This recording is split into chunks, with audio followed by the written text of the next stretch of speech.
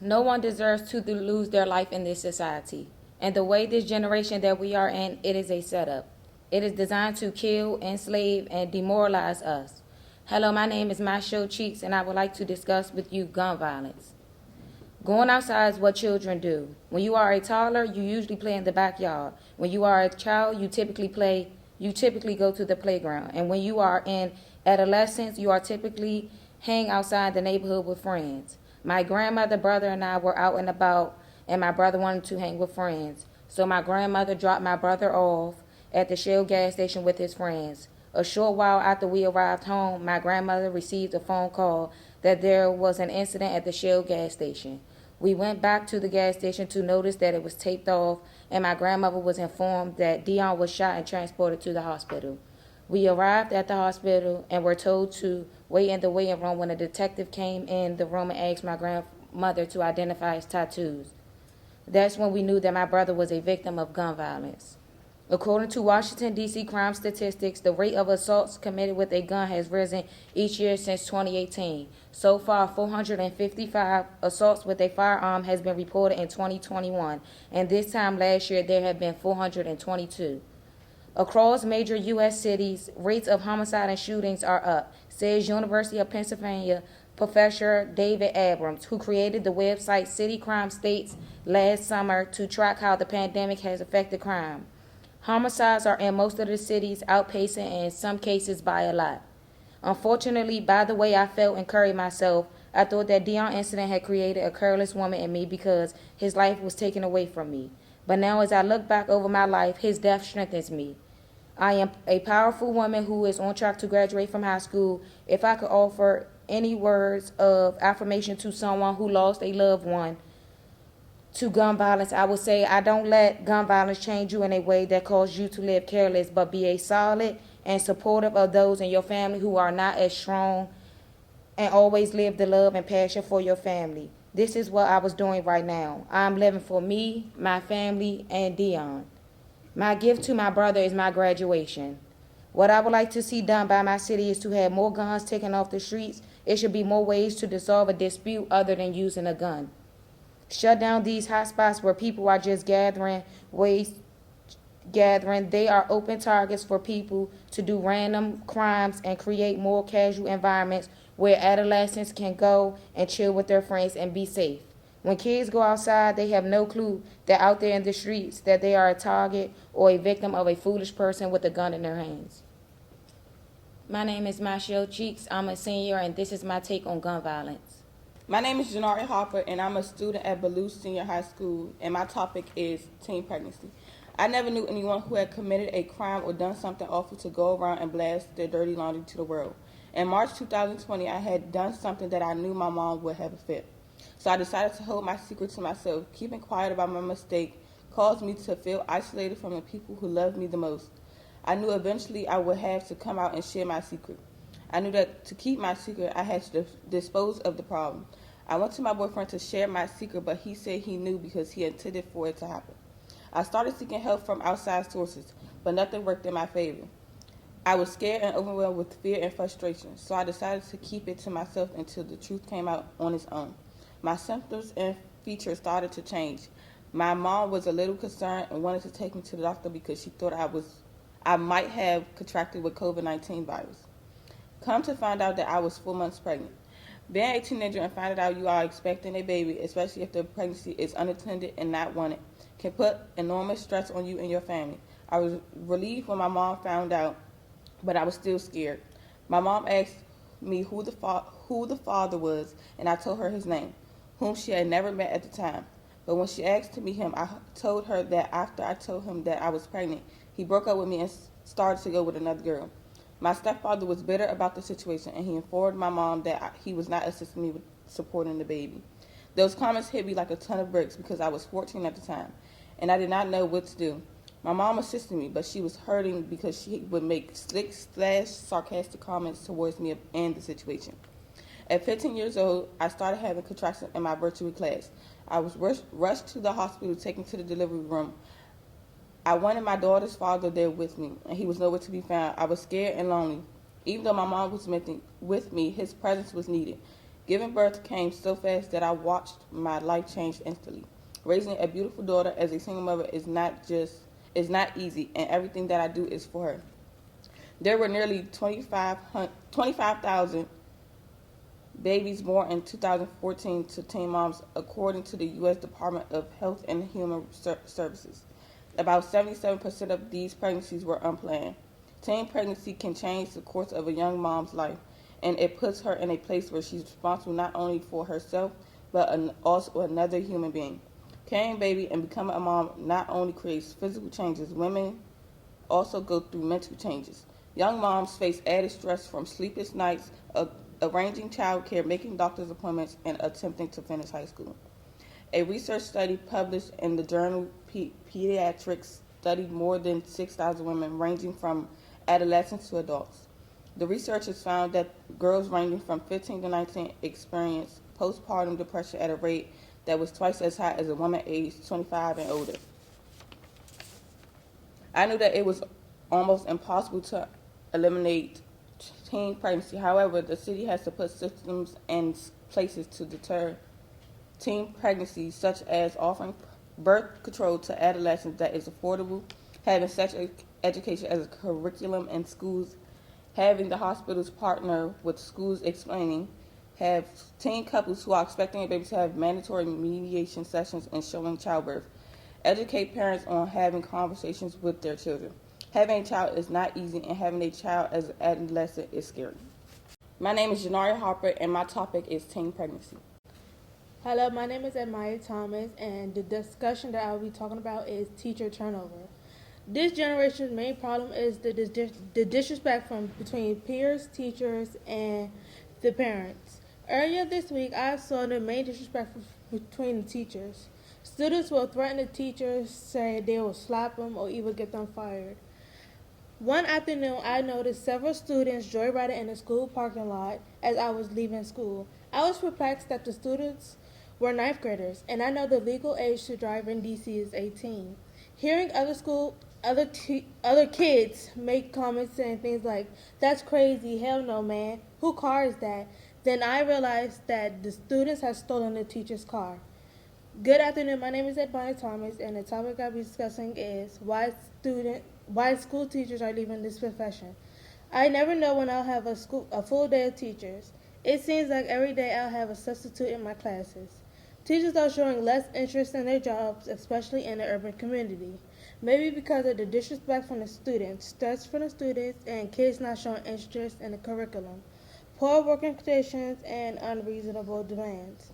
They aren't allowed to give students failing grades and unrealistic expectations they face every day. Study shows teachers leaving the profession at alarming rates ranging from 17% to 44%. Burnout is an ongoing challenge for schools in terms of staffing and quality of instructions, especially in Title I schools where erosion rates are the highest, along with the myriad of school issues that come with teacher turnover. It is heartbreaking to see the teachers that I was comfortable with and trusted are gone because they are. Just today, both third and second teachers were gone and kids were wreaking havoc. The school board needs to implement some disciplines to decrease or eliminate the disrespect and many challenges teachers face. Such solution could be to increase student behavior curriculum. This includes a 5 to 10 page essay outlining their behavior characteristics for teacher disrespect. Rewarding students with positive behavior. This will encourage students who are off task. It's a shame to see great teachers go so fast. I genuinely believe that we can fix this problem of teacher burnout by eliminating the disrespect from students and parents. Hello, my name is Edmya Thomas, and my topic was teacher turnover. That's it. My name is Kiera Petty, and my topic is Black Lives Matter. On February 26, George Zimmerman saw Martin, who had left his home to purchase Skittles and ice cream from his local convenience store. From his SUV, Zimmerman called the police department at 11 p.m. to report a suspicious guy. Martin walking between homes and started to run. The dispatcher told Zimmerman not to get out his car and follow Martin. With Zimmerman's disregard of the instructions, he pursued the teen. Martin was racially profiled because of the color of his skin. The most tragic part of this incident was that Zimmerman murdered Trayvon Martin, and he was acquitted of all charges. I'm here today to speak to you about Black Lives Matter. Black Lives Matter is a political and social group advocating for the nonviolent civil disobedience and protest against police brutality and all racial movements violence against black people. Trayvon Martin was not the first and certainly not the last innocent black man to lose his life without committing any crimes against violence and racism towards black people. Police brutality is one of the several forms of police misconduct and involves violence by police. Police brutality is also part of why Black Lives Matter exists. However, Black Lives Matter is more than just police brutality. Do you know that black innocent lives are being taken everywhere, not only in the United States?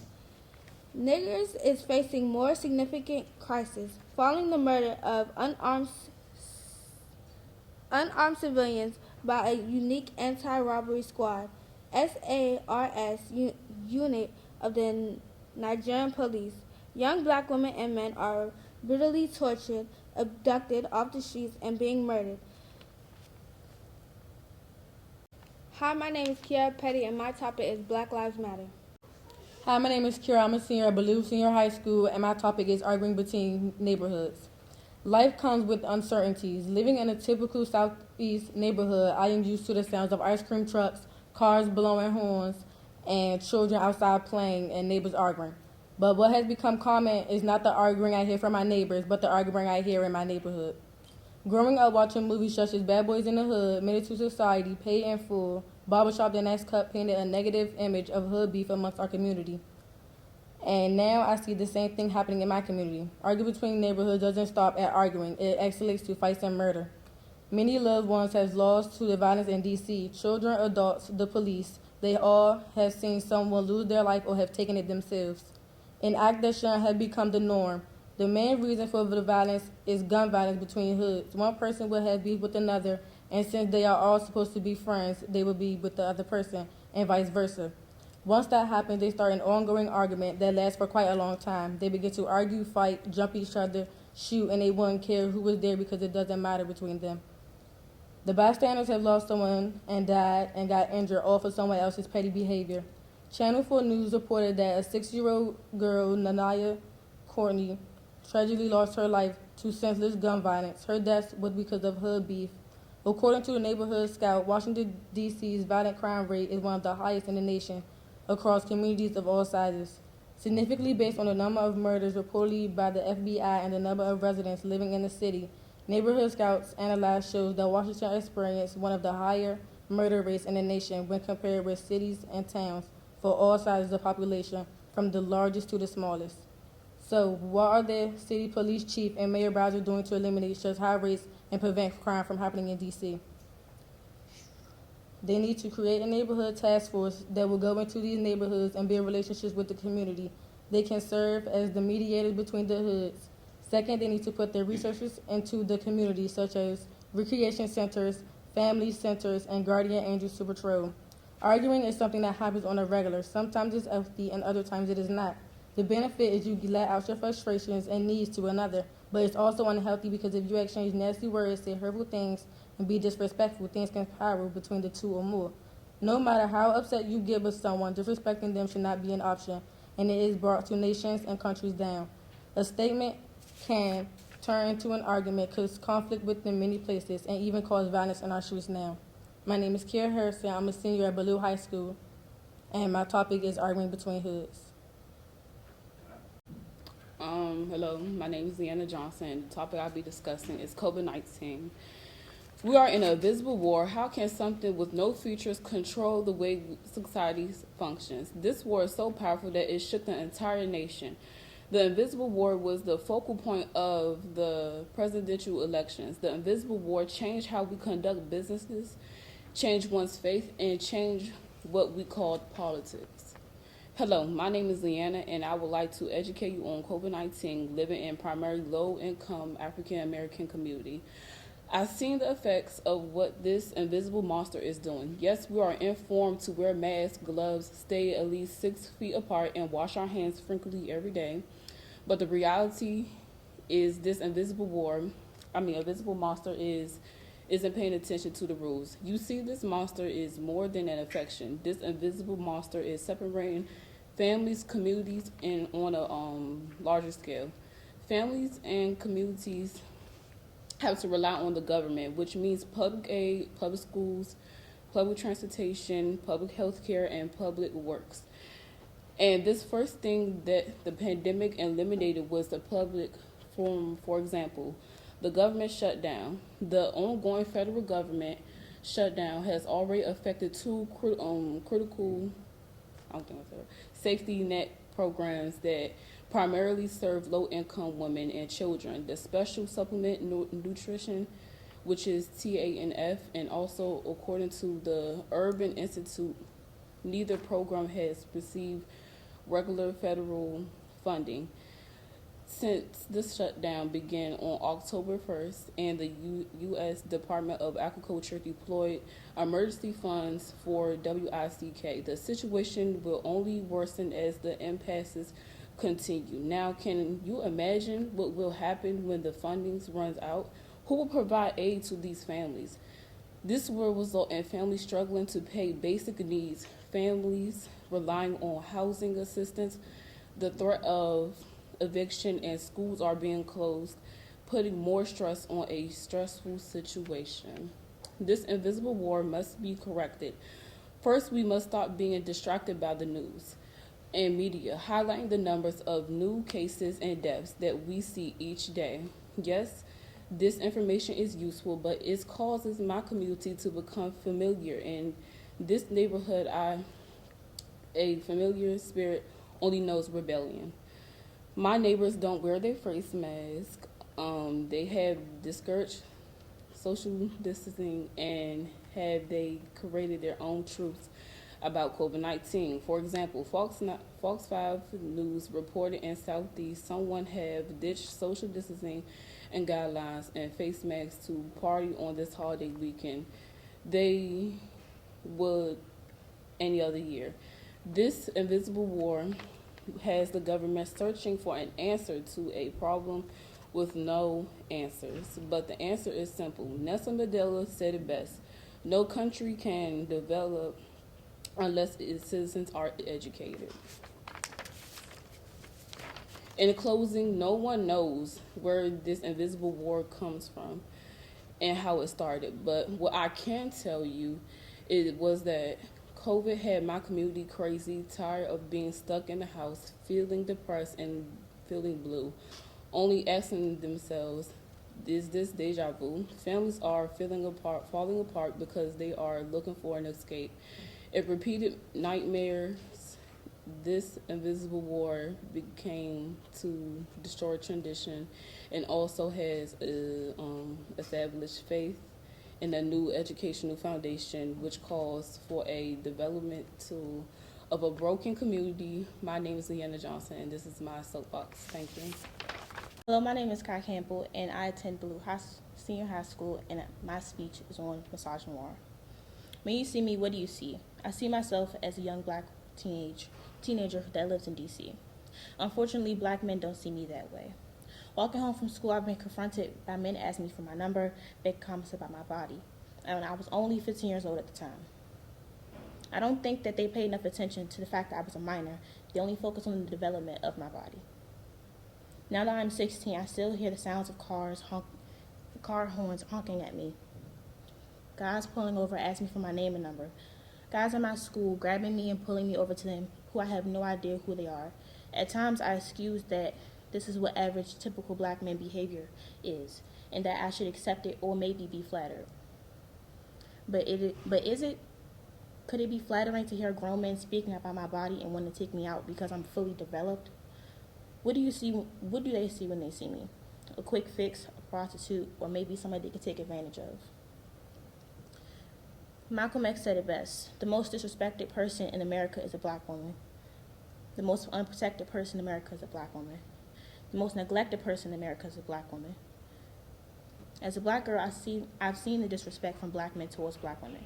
I go to social media and I see it in real time. I've seen black men talk down to black women and disrespect them in such violent ways more than any other race. We raise them and carry their problems on our backs and make rocks diamonds out of rocks for them. I've come to the conclusion that black men place black women at the bottom. They don't respect us and they always kick us when we are down. This society has made it its mission to suppress and oppress black women. We deal with the burden of being a woman and being black, and the lack of knowledge of intersectionality that black women deal with, and the problems that we come from are misogynoir. Misogynoir is a dislike, contempt for, or ingrained prejudice against black women. Misogynoir is when men like Wheeler Weaver believe that he wouldn't get caught that he killed 3 black women because they are black women. Misogynoir is when black women get thrown in trash cans by black men. Misogynoir is when women get killed for speaking about their sexual assault. We as a minority need to stand up together and stop dividing ourselves due to white supremacy, which controls how black people and people of color in general treat each other. We need to stop looking down on one another because we, black women, are women. We are still at the forefront and black men's cheerleaders. As a young black girl, I hate to see black men disrespect black women or emphasize their disdain for black women. According to the Safe Sister Circle, a 501 nonprofit that provides free culturally specific hostilic and trauma-based services to black women in Southeast DC, 41% of black women have experienced sexual coercion and unwanted sexual contacts. 21% of black women have been victims of domestic partner violence, and 18.8% of black women have been victims of rape. Is there a provision to misogynoir?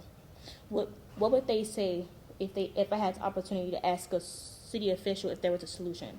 Let me recommend the solutions. One,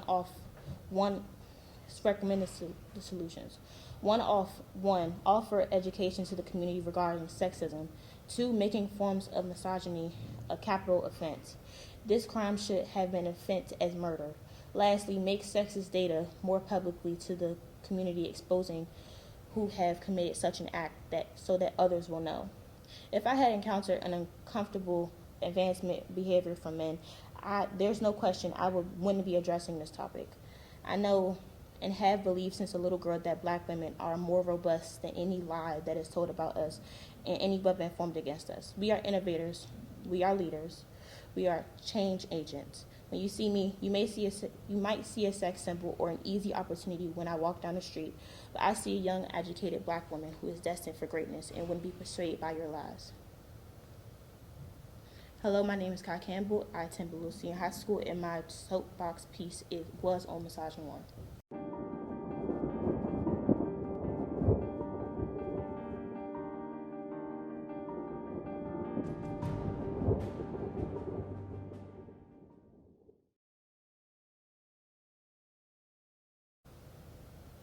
Hello, my name is Nikolas and I'm a senior at Blue Senior High School. And today I would like to share with you my soapbox speech on the extremism of black community. As I examine my 4-year-old nephew and notice that he falls to the floor when he doesn't get his way, he has a blown out tantrum. When I analyzed the incident on January 6, 2021, I witnessed a mob of adult men and women who did not get their way, and they had a tantrum. Unfortunately, they didn't fall on the floor and started crying like little babies. They stormed the Capitol. Many of us shook our heads in shock and disgust. Even though they might have been influenced to march down to the Capitol, many of the participants' conduct was determined by their own emotions. But what is it about our feelings that causes such behavior that drives us to have this incredible hawk mentality? Society has made excuses for the rioters' conduct. There wasn't enough security, and there certainly was enough law enforcement. Therefore, this is the reason that they stormed the Capitol. However, when a Ferguson, Missouri grand jury declined to indict a white police officer for the shooting death of a black teenager, thousands took to the streets in protest. Why did this event mean so much to so many? Whenever there's a possibility of racial discrimination and racial profiling, in policing, it strikes a nerve throughout the country. Why is one group of individuals who protest are described as rioters, like on January 6th, but another group is recognized as thugs, gangsters, hoodlums, and criminals? Today, I would like to speak about the astigmatism of black society, or in other words, racial profiling. The reason why I've chosen the word astigmatism because it is an eye disorder that causes blurry visions. It seems to me that two intensities go out and conduct similar activities. One ethnic group attracts more attention than the other, like on January 6th. One may ask, why is that? It all starts with one's paradigm, the way people see things. Many Ferguson protesters wondered this would the officer have shot the suspect if the suspect were a white man, or had the officer unfairly perceived the suspect as a threat simply because the suspect was a black man. If the suspect's skin color played a role in the officer's policing decisions, then that means it's an example of racial profiling. Astigmatism is influenced by factors such as race, ethnicity, gender, and age.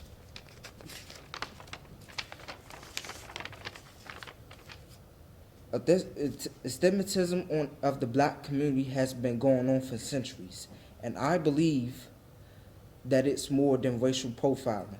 It is a discriminatory practice that has still been programmed in the lives of many uneducated citizens in our society. In recent years, the issue of race prejudice has dominated the news with reports of police brutality, struggle for civil rights, and demands for equality.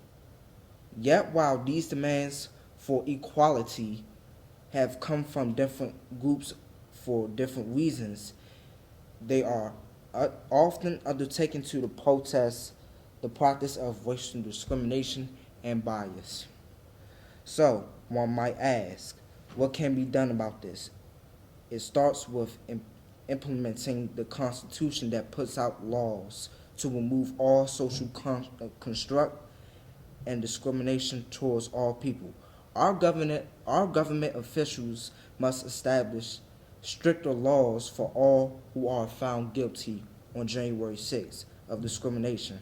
When our politicians are sworn in, they must take an oath not to show any bias or any tolerance or any ethnic group. Find the media if they make any derogatory remarks towards any race, ethnicity, or gender.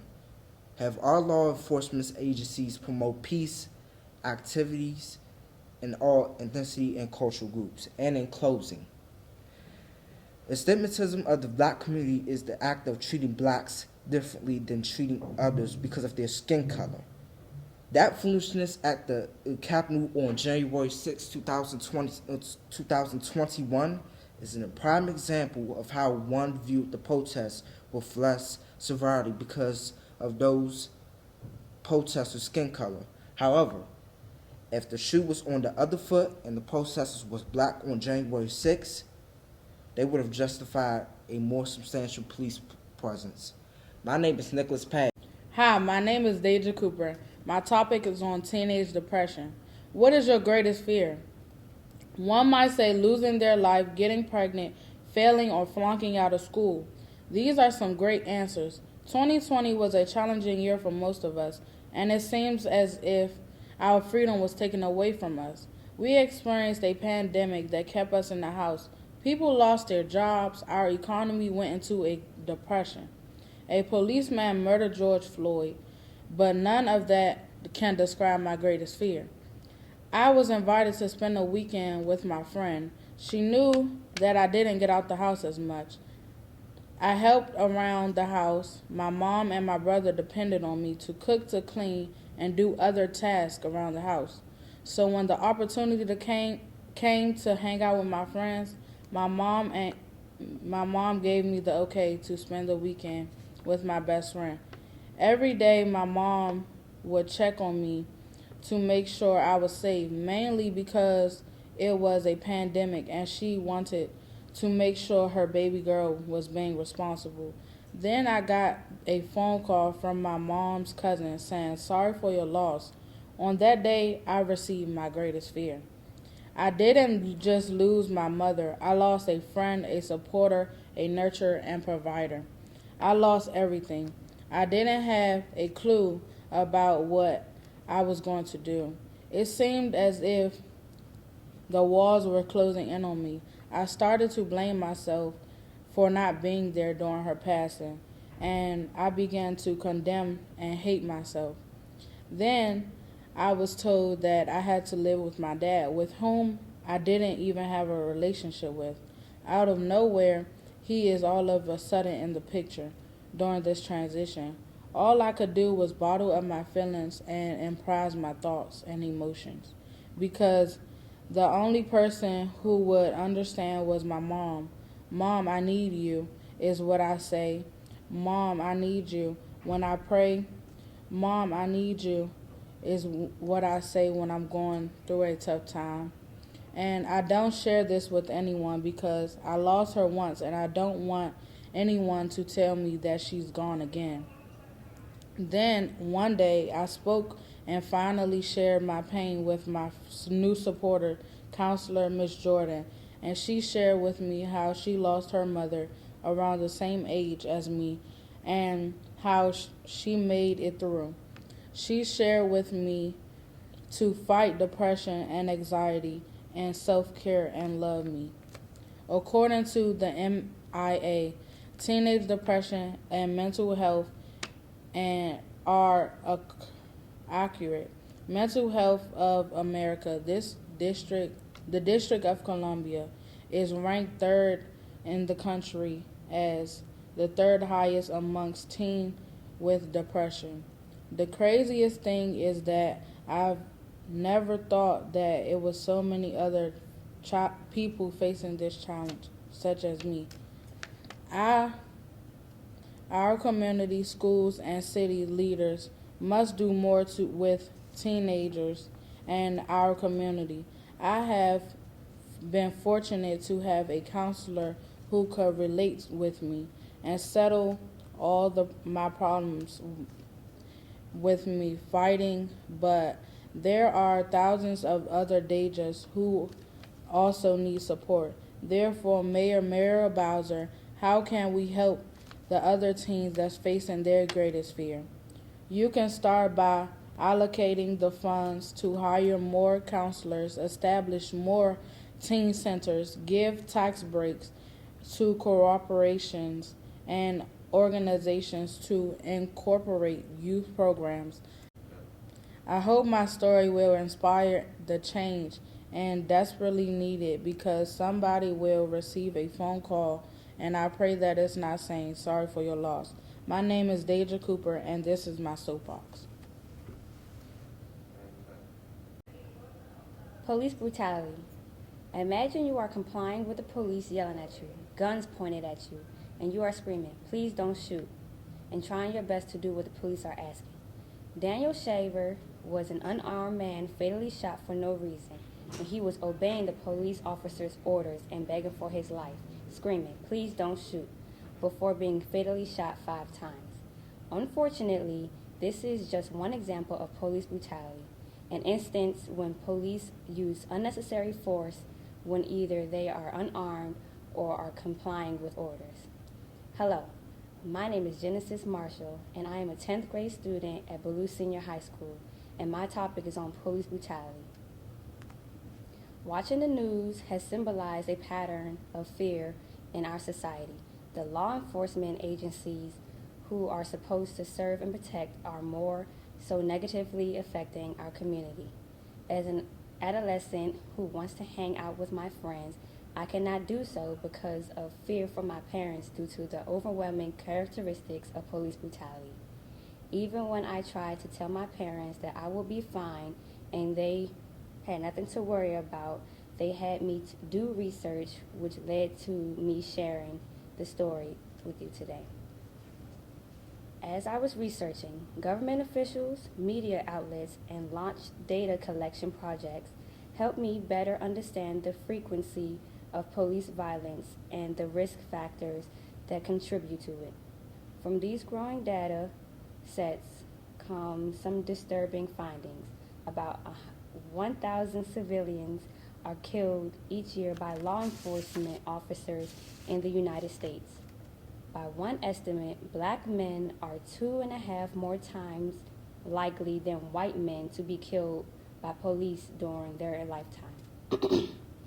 Police brutality is such a big problem because it doesn't make sense how police are supposed to be here to protect us, but they're the ones we need protection from.